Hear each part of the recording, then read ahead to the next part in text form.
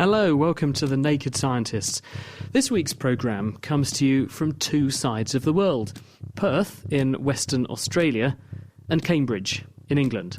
And here in Cambridge, we'll be discussing the first ever measurement of the magnetic field around a black hole. And what can David Beckham tell us about playing the piano? And here in Australia, how plants from South Africa are being used to improve some of the worst soils in the world. And we go fishing to see how climate change is affecting how fish breed in estuaries. Some black bream here. We've also got the sea mullet, which some people like to eat as well. And then we've got a toadfish. If you'd like to get in touch with us, you can email chris@thenakedscientists.com. You can tweet @nakedscientists, or you can find us on Facebook at facebook.com/thenakedscientists.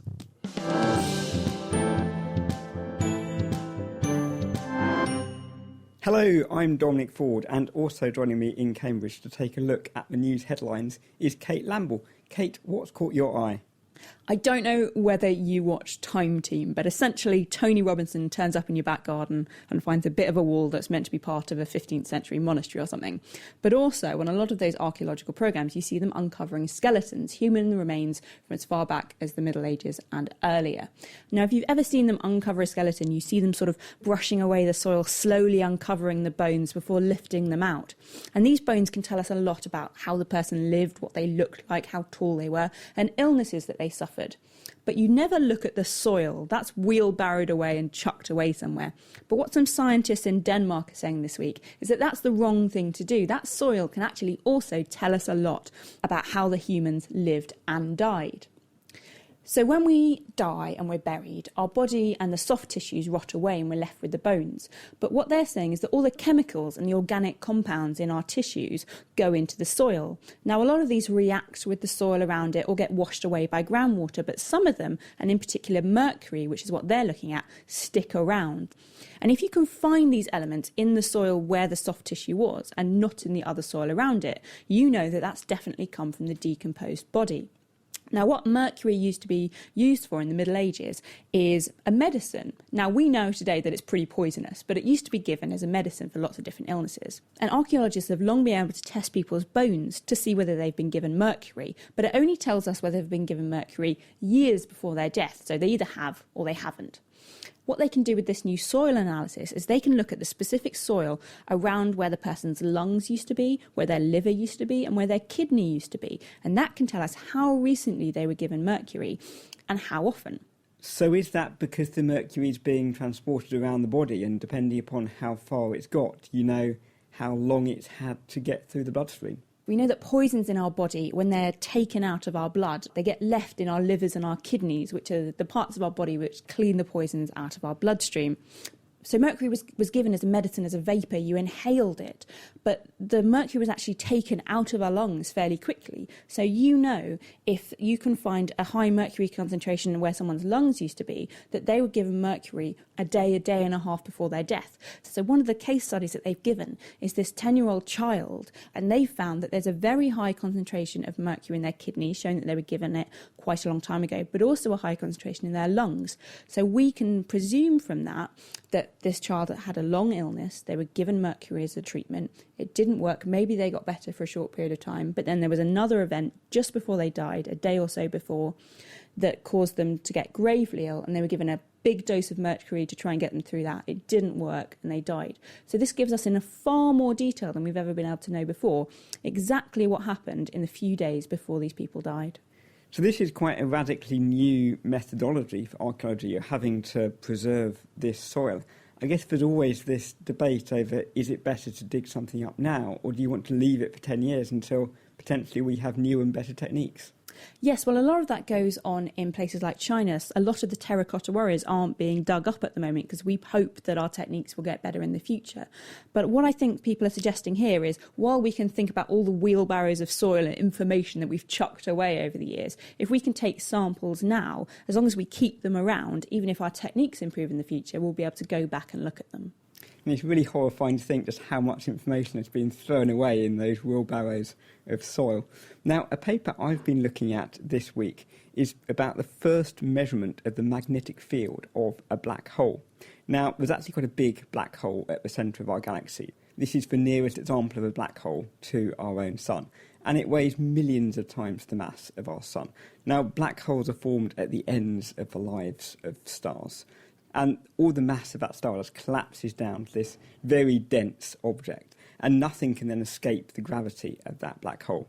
Now, we've got this, what we call supermassive black hole at the centre of our galaxy, and that actually plays quite an important role in holding our galaxy together, because you've got this tremendous amount of mass there. So it's got a positive effect then. I imagine black holes as these giant space hoovers that suck everything in, and I imagine it would be a destructive force for our galaxy rather than a positive one. Yeah, I mean, certainly if you get too close to a black hole, that's pretty bad news.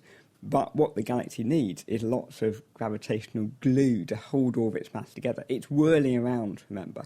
And if there wasn't gravitational glue to hold it together, all of this material would just fly off into space. So you need a lot of gravity to hold that together. But the question is, do black holes have magnetic fields? And that's a very difficult question to answer because you can't see magnetic fields. You've got to look for some physical phenomenon which is affected by magnetism. Why do we think black holes might have magnetic fields? Well, we think stars have quite strong magnetic fields. Our own sun, for example, has quite a strong magnetic field, and that's what creates sunspots and much of the really violent structure we see on its surface. And it would seem odd to imagine that when stars like the sun collapse, that magnetic field is just going to go away. But if these black holes have magnetic fields, that's actually quite important for how they behave with their environment. Because if you've got material spiralling into a black hole, that material gets very hot, and it enters a state that we call ionised material. It starts to glow red hot, the protons and electrons are stripped apart, and then those charged particles feel magnetic forces. So if this black hole has a strong magnetic field, that's going to affect how the charged material is falling into it. And if we want to understand how black holes suck up material from their environment, we need to understand those magnetic fields that will really produce quite a strong force on the environment. So how do you measure it then? Do you have to send in some sort of satellite on a suicide mission to get close enough to measure it before it gets sucked in? I mean, the problem is that the centre of our galaxy is tens of thousands of light years away. So it's a very difficult environment to go and probe. But if you can find a physical phenomenon which is affected by magnetism, you can look at how that phenomenon changes in the region of the central part of the galaxy. Now, the technique that Rolf Ito used in his paper in Nature this week was to look at stars called pulsars, which are formed at the ends of the lives of stars. They're very compact, and they produce beams of radiation out of their magnetic poles. And those beams of radiation, it so happens, are polarised. So this is like when you wear Polaroid sunglasses, and light can oscillate in two different directions, and you're only letting through light that oscillates in one direction. But if that light then travels through a medium where there's A, a magnetic field, and B, lots of charged particles, this is basically the environment you have around a black hole, then that plane of polarisation starts to rotate. It's an effect called Faraday rotation. And by looking at how much it's rotated, you can tell how much magnetic field was there. Now, until recently, we haven't been able to find any pulsars which are really close to the central black hole, probably because there's so much stuff there, it's actually quite hard to see what's going on. But this team at the Max Planck Institute in Bonn have now found a pulsar, and they've got very strong evidence it seems to be very close in to the centre of the galaxy. And so they've looked at the light of this pulsar, looked at the Faraday rotation of its light, and from that they've inferred this black hole actually has quite a strong magnetic field. And now that we've got a number on that black hole, we can refine our models much better of how material behaves spiraling into that black hole, and so we can understand how black holes accrete material from their environment much better. That's fascinating that you can analyse something so far away, not by looking directly at it, but by something just nearby it. Now, you took me out stargazing a little bit earlier this week to look at something very special that's been reaching its peak this week, and that's the annual Perseid meteor shower, which are hundreds of shooting stars. But what are shooting stars? And if you don't have your own astronomer on hand to take you out looking, what's the best way to observe them? Here's Dave Ansell and Alex Parkin-Smith with this week's Quickfire Science. Shooting stars or meteors are streaks of light in the night sky that move rapidly and usually last for no more than a second or two. They appear when tiny pebble-sized pieces of space rock collide with the Earth's atmosphere, compressing the air in front of them and heating it up. They are moving at tens of kilometres a second, so they can heat up to over 1,700 degrees Celsius, which ionises the air and forms a glowing fireball. Shooting stars can be seen every few minutes on any night. But at certain times of year, many more are seen, as the Earth travels through the trails of debris left behind by comets. Meteors that appear during these showers appear to shoot out of a particular direction in the sky. This is because they're all travelling in the same direction along the comet's orbit. Meteor showers each have unique characteristics that depend upon the size and speed of the debris left behind by particular comets. The Perseid shower is one of the best known because it reliably produces around 80 meteors an hour, some of which are very bright. If you're going out to observe, you don't need any special equipment. Just find a comfortable spot, stare at the sky and wait. But don't forget that it will take a few minutes for your eyes to adapt to the dark. Find the darkest place you can, and if the moon's up, try and hide it behind a building. If you're really lucky, you might see a fireball, exceptionally large meteors that can be as bright as the moon and leave glowing trails behind them that persist for up to a minute. Though don't wish for too much, a meteorite hit near the town of Chelyabinsk in Siberia this February, weighing about 10,000 tonnes, the shockwave from which smashed over 7,000 windows, injuring at least 1,500 people. That was Dave Ansell and Alex Parkin-Smith. Now, to take a look at what else has been in the news, we're joined now by Emma Stoy from Chemistry World magazine. Emma, what's caught your eye? Well, this is all about camouflage, so perhaps it's more about what hasn't caught my eye this week. A group of scientists at the University of California in Irvine have developed a material that is invisible to infrared cameras. Now, they've done this using a protein taken from squids. So squids are very good at camouflage. They can change colour, they can blend into their background. And this is because they've got a layer of skin cells with this protein called reflectin in. And this essentially acts kind of like a mirror. So it reflects light waves. And the squids alter the way it reflects the waves by altering the shape of these cells containing reflectin. Now, the interesting thing about reflectin is that if you extract this protein, it actually reflects a lot more radiation apart from just visible light. It can reflect infrared.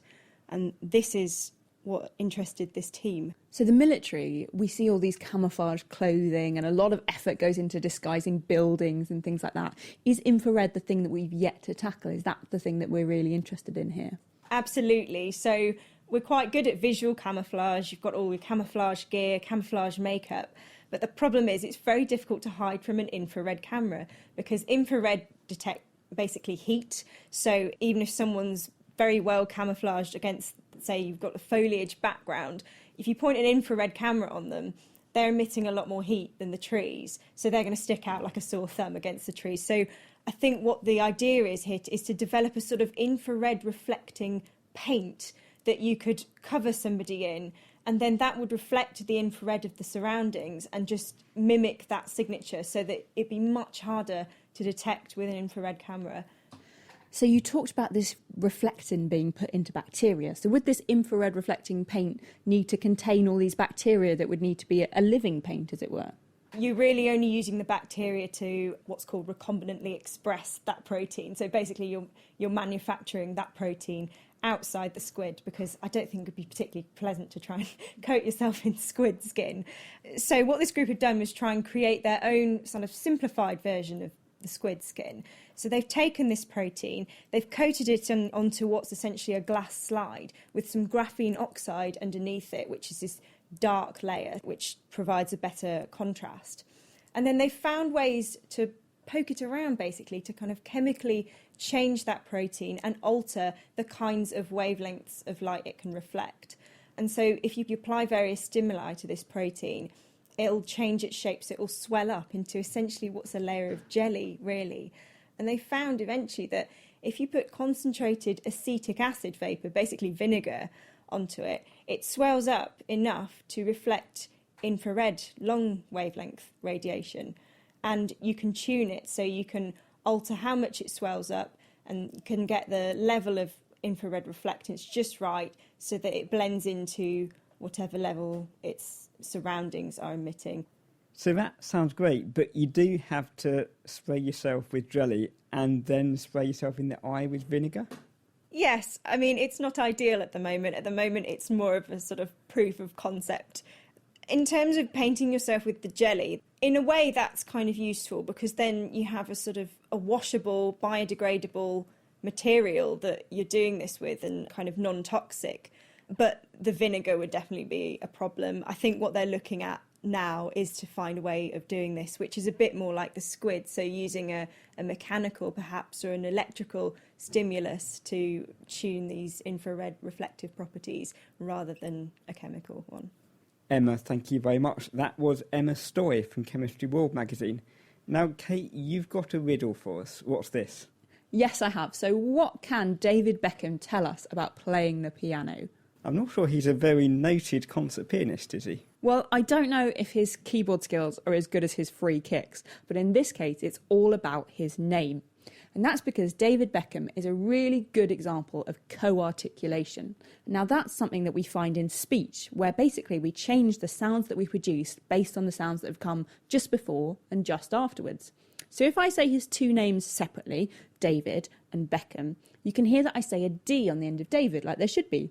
But if I say his whole name together, David Beckham, I'm actually saying David Beckham. I'm missing off the D and doing a B instead. And I can see you guys practicing here in the studio to see if I'm telling the truth. And do have a go at home. Listen very, very carefully. Slow yourself down and see what actual sounds you're producing. And you will find that you're actually mispronouncing it. But we don't notice because we're so used to it. Essentially, our muscles are trying to move so fast that we're ahead of ourselves by the time that we start to pronounce the sound.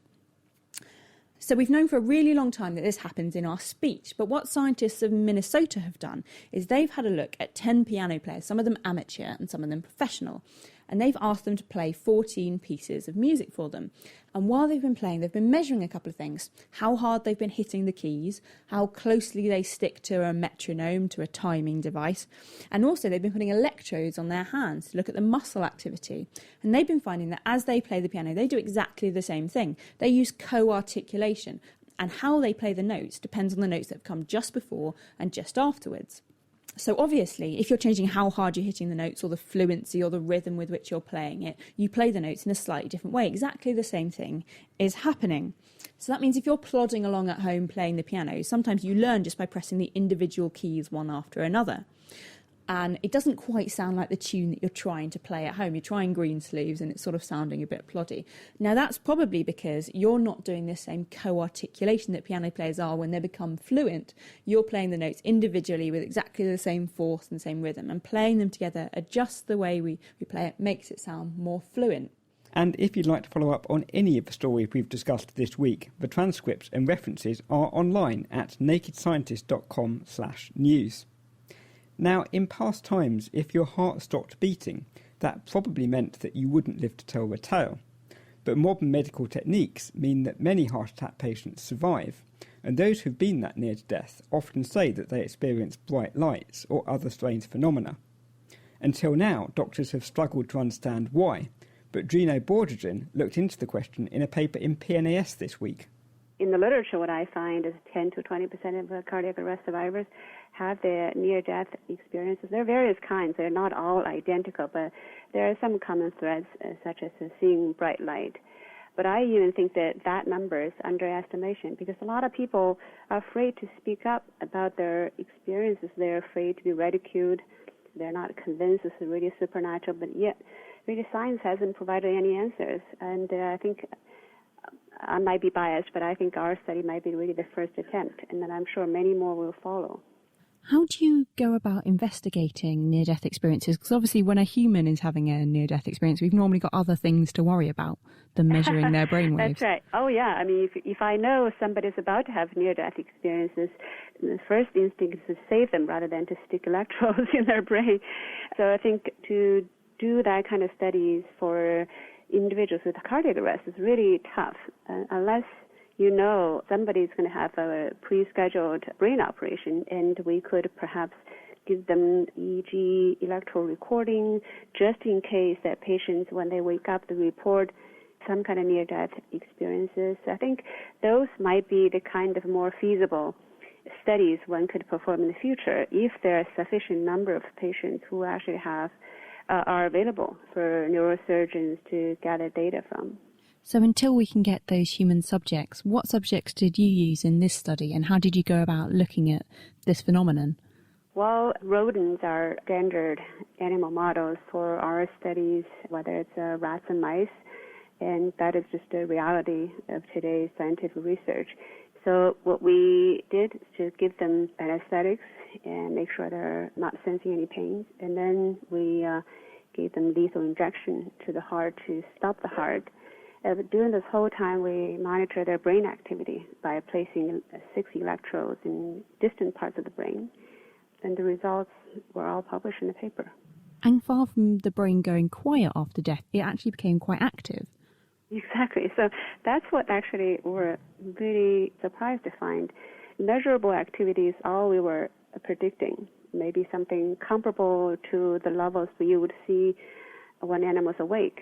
But what we were really surprised by is how high those activities were. In fact, they're 5 to 8 times higher during the near-death state than the waking state. So I think then I really remembered in human near-death experience is one of the very common description of experience is the realer than real, hyper-vivid, hyper-lucid. I mean, to the patients who experience them, they seem to be extremely real. So I think the realness of that perhaps is reflected by these measures that we provided. And that is still not completely confirmed. And we need many scientists to get involved in these kind of studies so we have a more advanced understanding of this phenomenon. Was any particular areas of the brain involved in this activity? Like if someone saw a bright light, was the vision parts of our brain involved in this activity? Well, initially, since we hear a lot about bright light, my first instinct is, the visual cortex must be highly activated. In fact, maybe visual cortex is the only part that's activated. That's what I thought naively initially. But I was surprised by how the entire brain seems to be participating in this amazing event, the electrical oscillation, not just occipital areas, which is the visual cortex. I mean, there is a unique sequence of events that every single animal demonstrates. There's different frequency at the different time period during this 30-second cardiac arrest. So initially it's like a very narrow band of high-frequency activities, and then eventually it culminated really in the highly activated, not only in terms of the power density, but it's also in the coherence, which is a synchronized firing of distant parts of the brain, mainly in the gamma range. So the gamma is actually expand huge range in this case, anywhere from 20 to 25 hertz all the way up to 250 hertz that were investigated in our studies. Does this activity tell us anything about why these near-death experiences might happen? Some of us might presume that if the brain's going without oxygen, it would just shut down very quietly. Do we know why? Is the brain having like a last hurrah, a last gasp before it runs out of oxygen? Yeah, I saw that comment. But I think perhaps since we see it in rats, and I predict we're going to see that in humans in the future, my guess, this is really brain's built-in defense against lack of oxygen, lack of glucose. We all know that the brain is very plastic. So if you do something to damage the brain, to injure the brain actually mounts a defense against that injury and insult. So I think this is perhaps is one built-in mechanism against external threat, and this lack of oxygen and glucose may be just one of the ultimate threat to brain survival. That was Drimo Borhagen from the University of Michigan. So that's all we've got time for here in Cambridge, but now back to Chris Smith and Victoria Gill, who are in sunnier climes on the west coast of Australia. Hello, we're joining you from Murdoch University in Perth, where we've come to participate in Australia's National Science Week. So we thought we'd also take the opportunity to talk to some of the scientists who work here too. Perth's in the southwest of the country. It's one of Australia's, and in fact the world's, most isolated cities.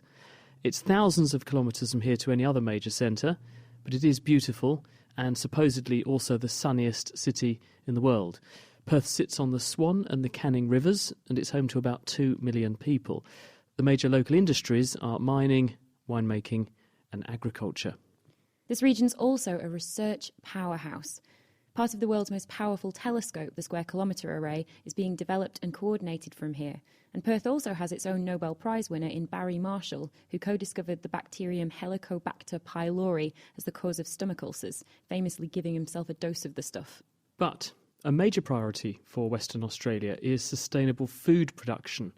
And faced with some of the worst soils in the world and a changing climate, scientists here are investigating how to improve soil fertility by growing legumes that put nitrogen into the ground.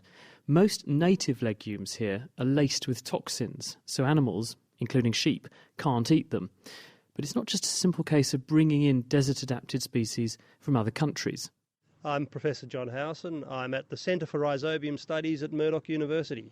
The end game of our research is sustainable food production. We focus on food production from legumes, which are a very special group of plants that take nitrogen out of the air and with the help of bacteria in the roots called rhizobium, break the closely bonded atoms of nitrogen gas and turn them into protein. And so to deliver sustainable agricultural production in infertile soils, the overwhelmingly best way is through legume cultivation, along with the right rhizobia, the bacteria in the roots, and that's what we do inside this glasshouse. If you'd like to come and have a look, Chris. Let's do it.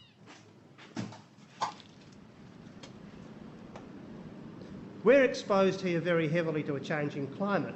One of the most important impacts is the rain is falling in different times of the year and in different amounts at those times, and it's actually affecting our legume growth. One of the things we're doing here is trying to select new legumes that are already adapted to those changing environmental circumstances. We've collected them from environments around the world that we think we are transitioning towards, Chris. We're collecting the rhizobia that goes with them and screening both of those components for adaptation to the Western Australian environment. And in this glasshouse we do experiments where we match particular strains of rhizobium and give it to the plant, which is the legume. So you can't just have any old rhizobial bacteria with any old plant then? No, it's a very sophisticated genetic relationship between legume and rhizobium. So you have to get those two sets of genes perfectly together to fix this nitrogen into proteins in the roots. So if I take a plant from one country and move it to Australia, because the bacteria that it needs in the soil to grow in that environment are not in Australia, it's not going to grow. Is that what you're saying? That's exactly right, Chris. Although Australia has a high number of legumes, their rhizobia are completely incompatible with most of the food legumes that are found elsewhere in the world. So when we bring legumes into Australia and try and domesticate them or try and grow them, we have to bring the rhizobia in as well. And then we're faced with the really big challenge of matching that rhizobia to the soil that the whole farming system is going to be put into. Because the bacteria are fussy. If you put them in the soil, they don't necessarily like it. Absolutely. Most of the soils in this state are the worst soils in the world in terms of being infertile, unable to hold water, unable to hold nutrients. It's a very difficult background to introduce new bacteria into. Most of the legumes that have been developed around the world for agriculture have been developed in more fertile soils, so they struggle when they get to Western Australia, and so do their rhizobium.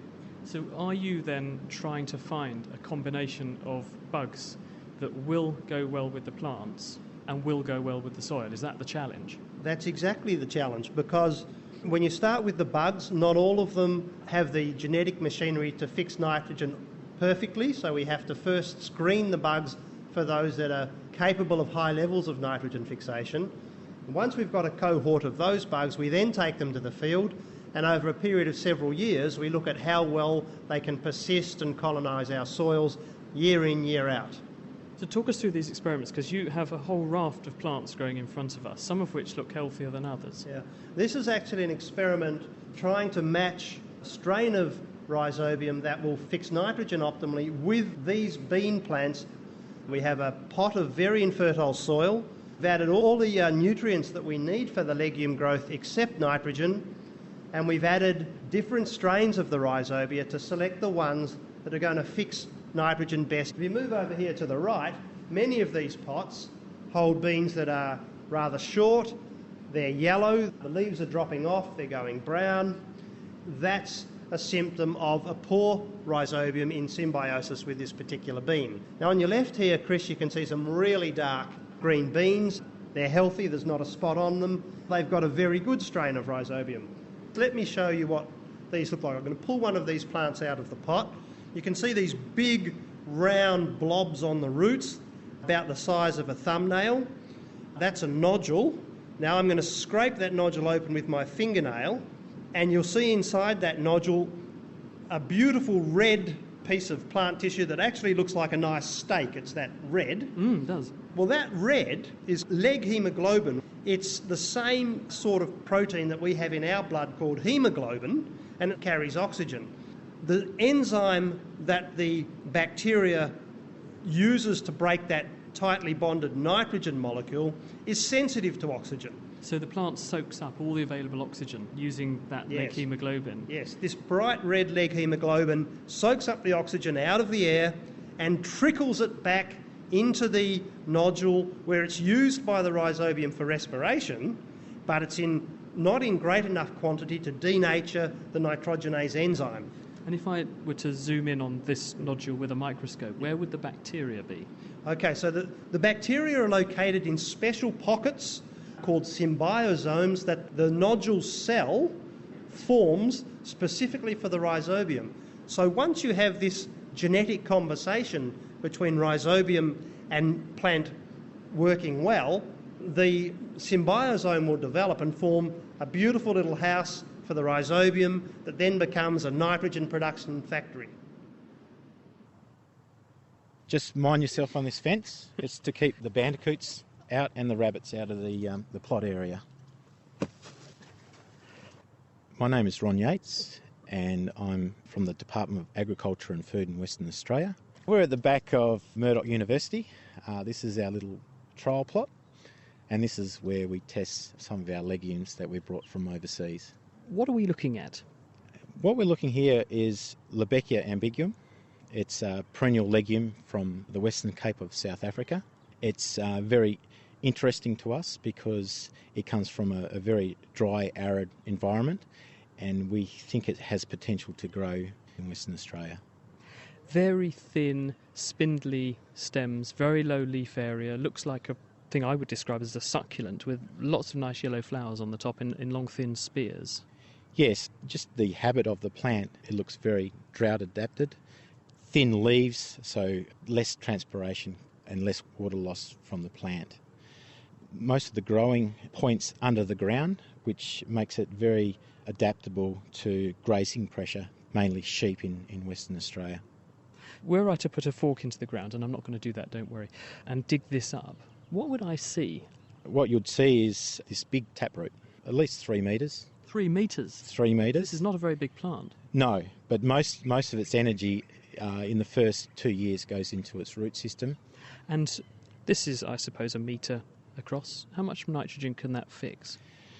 1 tonne of effectively nodulated legume is equivalent to 65 kilograms of urea, or in another way is 20 units of nitrogen. And to put that another way, to make fertilisers artificially has a very high carbon cost. We have to use fossil fuels, don't we? So there must be a carbon saving of doing this. Yes, the artificial way of making nitrogen, 1 tonne of fossil fuel makes 1 tonne of urea. That leads to a lot of emissions of particular CO2. You're doing field trials with this now. When are we going to see this going out there into the wheat belt and enriching land for farmers so they're not spending their hard-earned cash on boosting the carbon dioxide level of the atmosphere? It all depends. We'd probably have to get a company on board to produce the seed, and then there'd be another company that produces the inoculant, and then the next thing is, of course, cost. And the farmers would have to see that cost effective to grow this plant. Now, what about the environmental impact? Because no country knows the cost of bringing in things from overseas better than Australia. This is a sort of double whammy because it's a non-native species and you're also rearing bacteria, which are not going to be natural bacteria that would naturally be in the soil. They're bacteria that are right for this plant, aren't they? Yes, there's lots of hurdles in getting plants and their bacteria into Australia. Luckily, we've gone through these hurdles for this plant.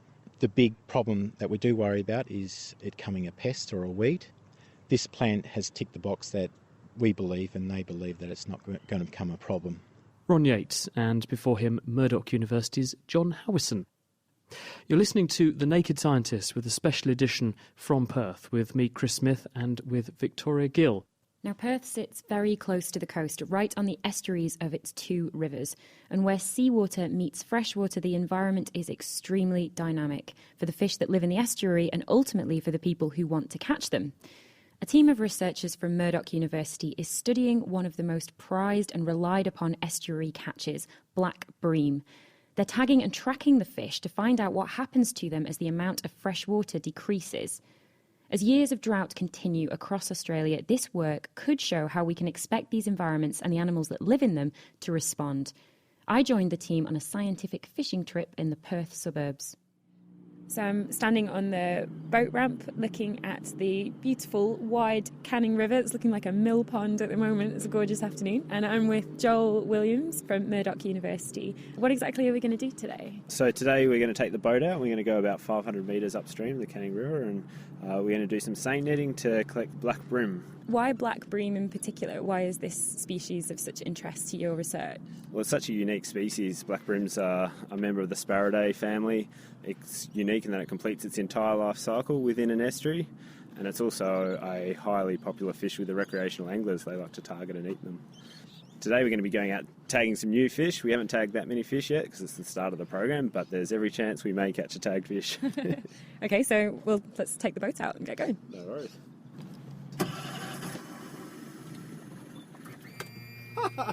That's the first time it's ever not started. Take two. During the day, they're probably sitting either in the deeper waters, deeper than 2 metres, or they're hanging around snags or trees or reeds. And then during dusk, they come out into the sand flats and into the shallows to start feeding. And that's obviously when the best time to go fishing is, and that's why we're out now. Oh, it's perfect landing. Okay, Joel, so we've stopped by the bridge and there's a tiny little beach. So what's special about here that you think it might be good to catch fish? So this is one of our seasonal sampling sites that we come to each season. We were here early in the week and we know we caught some fish here, so hopefully we're going to catch some fish again. What we have is a 40-metre seine net, which is a net that we start on the shore, and then using the boat we take the net out as far as we can and then do a big arc. 2 people haul the net in, and hopefully we'll have some bream that we'll be able to tag. Okay, so we'll just pull it up nice and slow. As you can see, we've got some fish. How many do you normally get in a net this size? When we did this site last time, I think we got about 60 bream and probably about 30 sea mullet as well. And is it that it's the mullet that are jumping? You can see a lot of them that are jumping. The smart ones are jumping over the net. Okay. So we've definitely got black bream. So what have we got? Bream. So we've got some black bream here. We've also got the sea mullet, which some people like to eat as well. And then we've got a toadfish. Yeah, they're the ones making the hissing sound. The big flat ones are the black bream. The ones that are sort of your stereotypical fish shape, the silver colour with that fish shape, they're the black bream. The long slender ones, they're the sea mullet. Then the toadfish, or they look similar to the pufferfish that you may have seen on Finding Nemo. Yeah. The ones that puff up. These toadfish do the same thing. They puff up as well and make funny sounds. Basically what we're trying to find out is how these fish are using their estuaries. The Swan Canning Estuary is quite a large estuarine system. By tagging the fish, if the fish gets captured either by us or by recreational fishermen, we can tell where that fish has moved over time. And what do you find out by the movement? So we're particularly interested because estuaries are the end users of freshwater flows, so they're particularly vulnerable to climatic events such as drought, flooding, particularly climate change. So Australia's gone through a large period of drought, especially in Western Australia here. It's incredibly dry. We've been getting dramatically less freshwater flowing into our systems, so the whole biophysical structure of the estuary has changed. The salinity has changed, the dissolved oxygen's changed. And so basically we want to know how these fish are moving throughout the systems under these changed conditions, and it can also help us predict how future climate change may impact the distribution and how these fish are swimming around the estuaries. So what happens now? So basically today we're going to use what we refer to as T-bar tags. We have a tagging gun, which is actually the same tagging gun that retailers use to put the price tag on clothes. That annoying little plastic thing that you try and bite off with your teeth. Basically that's the same thing that we're inserting into the fish because it makes a really good anchor into the muscles of the fish. The tags contain a unique fish number and a phone number, so if somebody catches a fish, they can call that number, they can tell us the ID of that fish, and if that fisherman releases the fish again and it gets tagged, we can follow where it's moved. So first thing, we measure the fish, because if the fish gets recaptured, we like to measure it again to see how much it's grown. So this fish is 300 mil. Take the fish with a firm grip so that it doesn't kick. And then this is the dorsal fin here. What we do is we stick the needle of the tagging gun just underneath the scales, and we actually remove one scale, and then we go back in. And then just like giving an injection, we go in at a 45-degree angle, insert it, and you can feel it go between the fin rays, pull the trigger, and then remove the needle, and then the tags. And that's it, and they've just got their little ID number on there. You can feel it's secured there, and then that's in as least protrusive position as possible, just underneath the fin there, and the fish should swim away happily ever after.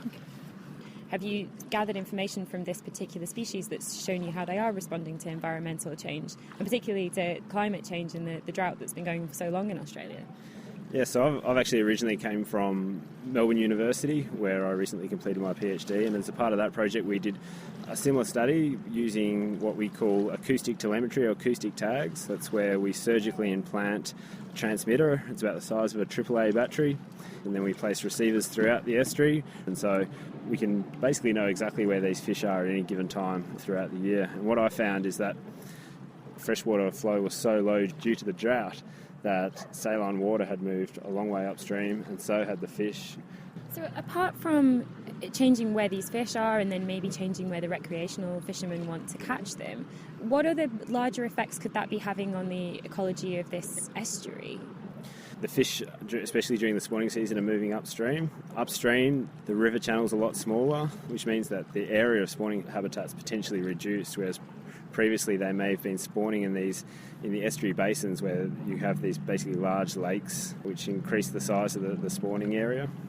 So they're essentially being funneled by the water conditions changing and pushing them upstream into a smaller area? Exactly. There's other impacts, such as with less freshwater flow, the amount of dissolved oxygen, which is crucial for fish to survive, particularly at early stages such as the egg and larval stage. If we don't get freshwater flow, then we have these deeper pools of water that become really anoxic, and they become quite toxic to live in. You're looking particularly at the bream in this study, but are they sort of a signal species for what's happening at a larger environmental scale and to other species? Absolutely. In southern Australian estuaries, they're the ideal fish, but there are many other species such as your King George whiting, cobbler, tailor, snapper that all move into these estuaries. These are all fish that we like to eat. They're good table fish, and these are particularly fish that are vulnerable to the effects of climate change and anthropogenic or human disturbances. We've been here, we've tagged a good few fish, and you're now going to get the fishermen involved and hopefully get a lot of these tags and really get some movement patterns. What do you want to do with all of that data? What's the next step in this study? So the Swan Canning River, which we visited today, is only one of our estuaries that we're interested in. We actually have 7 estuaries spread out through Western Australia, from north of Perth all the way down to the southwest corner. And all these estuaries have different biophysical structures, and they're all are going to be impacted by climate change and drought in different ways. And so what we're aiming to do is collate all this data and start making predictions of how factors such as salinity, dissolved oxygen, estuary types, and how climate change is going to impact on the biology and ecology of these fish. This data can now be used by fisheries managers and catchment managers to help manage this fish species and protect it into the future. So I guess you've got a lot more bream to tag in order to generate that big data set, so I better let you get on. No worries, thank you very much. Joel Williams there from Murdoch University, and you're listening to The Naked Scientists with a special edition from Perth. Now, someone who knows all about environmental change in this part of Australia is Sabrina Hahn. She's a renowned gardener who works with some of the people in Australia who live closest to the land, the Indigenous communities of the Kimberley. In this vast and truly remote region of northwestern Australia, where communities are regularly cut off when dirt roads are flooded in the wet season, Sabrina is creating vegetable gardens. Her work with the Indigenous communities aims to preserve and build the knowledge of native edible plants and the traditional bush tucker. She's also bringing Western vegetables and modern gardening methods to the Kimberley to help the people, and particularly the children there, grow their own food. Something that's hugely important when you're a 4-hour drive on dirt roads from the nearest town. I guess for me it's a sharing of knowledge and getting hold of that knowledge of the elders before it's actually lost. So I share my knowledge of growing vegetables, Western vegetables, to improve the health of the children. They share their knowledge of the food that they used to use constantly and go out and harvest. We know that unless the young children in these communities have access to fresh food, particularly the green vegetables, that it really affects the long-term health. But what's emerged now with the collection of their bush tucker foods is they've discovered just how high those foods are in proteins and vitamins. So that's an essential part of their diet. And of course, culturally, the women and the children go out bush and they used to walk for miles and miles and harvest the food and then bring it back to the whole community. So the intention of the vegetable gardens is to share the food in the same way that culturally they share all their bush tucker food. So we've actually incorporated both the bush tucker and Western food, like all the greens and tomatoes. So it's a real, the food gardens are now a conduit into culture. Can you describe some of the types of vegetables that you can grow in that environment and then are native to that landscape? There's a white currant bush, which is a bush that just gets thousands of white little berries on them. There's another tree called the gubbinge tree, which has 60... The gubbinge tree? Yeah, gubbinge. That's a great word. It has 68 times more vitamin C than oranges, and the kids absolutely love that. There's another one called marul, and it's like a little native plum, like a small fruiting plum. We do this cross-cultural cooking where we'll use the fruit from the gubbinge and put it in stir-fries with the mud crab because it has this, it's almost like a tangerine-y tart flavour. It's great in cooking. We're talking about cooking. Can you share your favourite cross-cultural recipe with us? I think mud crab would have to be my favourite recipe. We use chilies, but there's a lot of tamarind trees that grow around. They're not native, but they grow around the area. So with a little bit of tamarind seed and the nuts from the gubbinge tree, and then you add the marul, the black plum at the very, very end, which is a little bit like an olive, I suppose. It gives us this really tangy sort of Asian flavours, and there's a native lemongrass that grows all through there, and it has the most beautiful subtle lemon flavour, and that's gorgeous in fresh fish. Sounds delicious. I want to try it. So while we've been here for National Science Week, we've been talking to quite a few researchers, and one thing that keeps coming up when we talk to people that work outdoors in the environment here in Western Australia is the drought. How much environmental change have you seen whilst you've been working out there? It's really noticeable, and I know that lots of the older people I talk to in communities say that the wet season is changing, the timing of the wet season is changing. And because Indigenous people are so culturally linked to country, they can understand that when there's a difference in the wet season, it actually changes the time when the bush tucker comes on, and it also is affecting the oceans. So they know when the dugongs and the turtles come through, that time is changing now. So it's having an impact not only on the fruiting of their traditional bush tucker plants, but also what's happening in the oceans. So traditionally, when certain wattles, certain time of flowering, the oysters are the best for eating, but what's happened now is they're finding that many of the oysters are actually opening up and dying, and no one knows why, and the wattles are flowering much, much later. So it's having a really big impact. So as that changes, I guess the way that people who have always lived with the land, very closely to the land, and known its environment so well, that's all having to change too. So how do you see your role as somebody that studies the landscape up there and works within the landscape? How do you see your role changing as the environment shifts? I think my role now becomes very important to collect as many different species as we possibly can, to bring them into community and to actually water them and fertilise them, so we actually have a base of plants that are there, so that we can tissue culture some of these plants, or we can grow them on hotbeds in nurseries in their hundreds, because eventually it will of course have an effect on the very few plants that are left. So we need to increase that base of plants so we've got the diversity that we can keep the species going. Thank you very much, Sabrina, and I hope I get to try some of these recipes while I'm in Western Australia. I hope you do, you'll love it. Sabrina Hahn talking with Victoria Gill. Just time to squeeze in our question of the week now with Hannah Critchlow. This week, we master materials, applying a little bit of pressure to glean the answer to this. Hi, my name is Sash Zanjani from London. Diamonds are made deep underground when carbon is subjected to high pressure and heat. Is there any way that other elements could be used to make an even harder type of diamond? I was thinking of mining on other planets where pressures would be greater due to the planet being more massive. So, diamonds, from the ancient Greek meaning unbreakable. They're formed naturally around the Earth's centre, where the high pressure and temperatures cause bonding between electrons of carbon atoms. This gives rise to the rigid lattice crystal carbon structure of diamond, which then travels to the Earth's surface during volcanic eruptions, delivering us with the transparent, extremely hard material we know as diamond. But could other planets produce similar substances? For the answer, we turn to Director of Research and Development at Deep Space Industries, Dr. Stephen Covey. You might expect that silicon, just below carbon in the periodic table and also with 4 bonding electrons, would form equivalent structures, but silicon atoms are much larger than carbon atoms and don't pack as closely and thus form softer molecules. Nitrogen has a smaller covalent radius than carbon, and under super high pressures of over 1 million atmospheres, solid nitrogen changes from a hexagonal lattice into a cubic lattice, similar to diamond, and might have similar or even greater hardness. But it's difficult to beat diamond as a hard mineral. This is due to the way the carbon atoms are linked together, resulting in the highest packing density of any known substance at room temperature and pressure.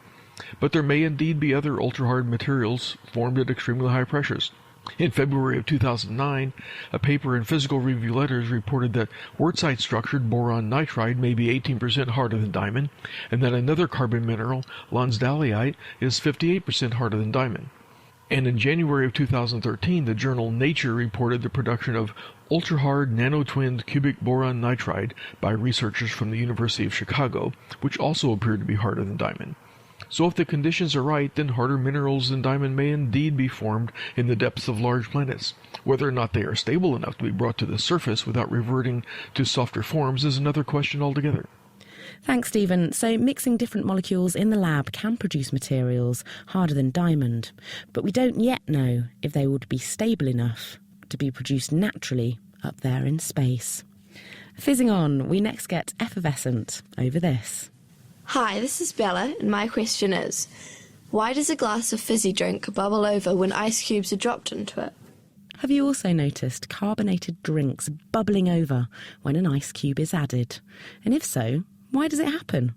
Hannah Critchlow. And if you can help Hannah to answer our question of the week, then please send in your thoughts, comments or feedback to chris@thenakedscientists.com. You can also tweet at Naked Scientists. You can join us on our website at nakedscientists.com/forum, or you can also find us on Facebook. We're back next week with another programme from Perth. The Naked Scientists is supported by the Wellcome Trust and the EPSRC. I'm Chris Smith, and thank you very much for listening. Goodbye.